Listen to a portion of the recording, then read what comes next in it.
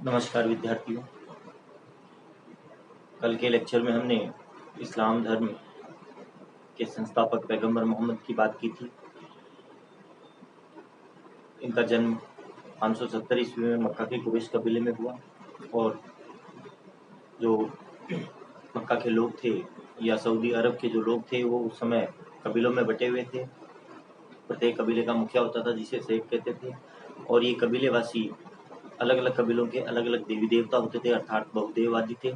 पैगंबर मोहम्मद बचपन से ही मूर्ति पूजा के विरोधी रहे और इसीलिए वो अपना अधिकांश समय हीरा की पहाड़ी गुफा में गुजारा करते थे और वहाँ अल्लाह का ध्यान लगाया करते थे। वहीं पे रहते हुए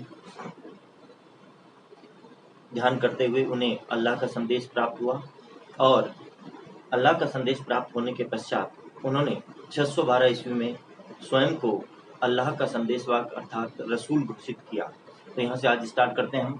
देखिए, पैगंबर मोहम्मद ने सन 612 ईस्वी के आसपास स्वयं को खुदा का संदेशवाहक यानी कि रसूल घोषित किया,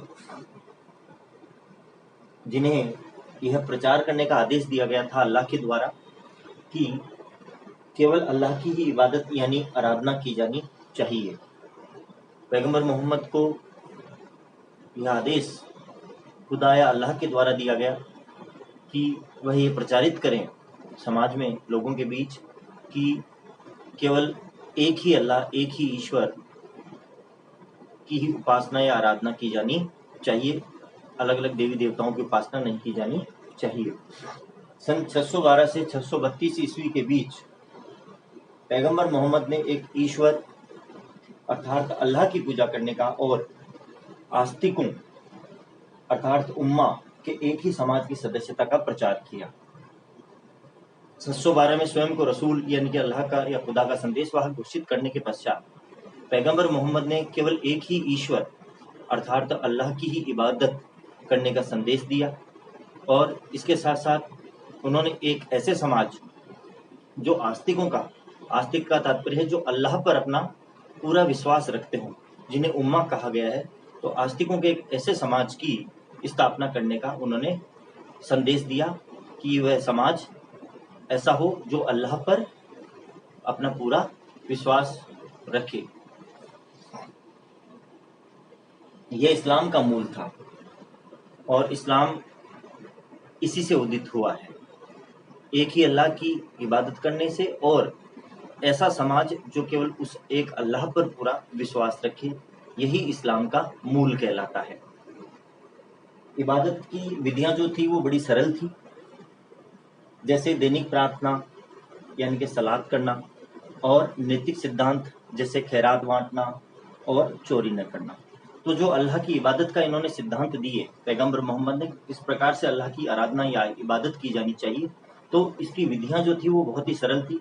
जैसे दैनिक प्रार्थना अर्थात रोज आराधना उपासना की जानी चाहिए, अल्लाह का नाम लिया जाना चाहिए और इसके साथ साथ नैतिक कुछ सिद्धांतों की इन्होंने बात कही कि व्यक्ति को कुछ नैतिक सिद्धांत अपनाना चाहिए, जैसे खैरात बांटना अर्थात दान देना और इसके साथ साथ चोरी नहीं करना।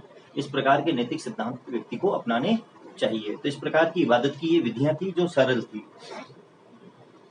पैगंबर मोहम्मद का उद्देश्य आस्तिकों के एक ऐसे समाज की स्थापना करना था जो सामान्य धार्मिक विश्वासों के जरिए आपस में जुड़ा हो। पैगंबर मोहम्मद ये चाहते थे कि अल्लाह पर पूर्ण विश्वास रखने वाले लोगों का एक ऐसा समाज बने जो आपस में धार्मिक विश्वास के जरिए एक दूसरे से जुड़े हुए हों। इस समाज के लोग ईश्वर के सामने और अन्य धार्मिक समुदायों के समक्ष धर्म के अस्तित्व में अपना विश्वास अर्थात शहादा प्रकट करते थे और जो यह समाज बना, ऐसा जो पैगंबर मोहम्मद चाहते थे कि आस्तिकों का अर्थात अल्लाह पर पूरी तरह विश्वास करने वालों का एक समाज हो जो धार्मिक विश्वासों के जरिए एक दूसरे से जुड़े हुए हों और यह समाज एक दूसरे के सामने और अन्य जो धार्मिक समुदाय हैं उनके सामने भी अल्लाह पर अपना विश्वास प्रकट करे और इसके साथ साथ अल्लाह के अस्तित्व में या और पैगंबर मोहम्मद के अस्तित्व में अर्थात उनके संदेशवाहक के रूप में पैगंबर मोहम्मद का अस्तित्व अपनाएं और उस पर विश्वास रखें, जिसे शहादा कहा गया है। इस प्रकार का समाज की कल्पना पैगंबर मोहम्मद ने की और यह समाज इस प्रकार से अल्लाह और पैगंबर मोहम्मद पर अपना विश्वास रखता था। जो लोग पैगंबर मोहम्मद के धर्म सिद्धांतों को स्वीकार कर लेते थे उन्हें मुसलमान अर्थात मुस्लिम कहा जाता था। जिन लोगों ने पैगंबर मोहम्मद द्वारा दिए गए सिद्धांतों को अपनाया, उनके संदेशों को अपनाया, वो लोग मुसलमान अर्थात मुस्लिम कहलाए। उन्हें कयामत के दिन मुक्ति और धरती पर रहते हुए समाज के संसाधनों में हिस्सा देने का आश्वासन दिया जाता था। अब जो लोग मुसलमान बनते थे अर्थात पैगंबर मोहम्मद के सिद्धांतों पर चलते थे, उन्हें इस बात का विश्वास दिलाया जाता था कि उन्हें कयामत के दिन अर्थात जिस दिन वो अल्लाह के पास जाएंगे उस दिन उन्हें मुक्ति मिलेगी और साथ ही साथ इस धरती पर रहते हुए उन्हें समाज के सभी संसाधनों में उनको हिस्सा दिया जाएगा। इस प्रकार का उन्हें विश्वास दिलाया जाता था। मुसलमानों को शीघ्र ही मक्का के समृद्ध लोगों के भारी विरोध का सामना करना पड़ा, जिन्हें देवी देवताओं का ठुकराया जाना बुरा लगा था और जिन्होंने नए धर्म को मक्का की प्रतिष्ठा और समृद्धि के लिए खतरा समझा था।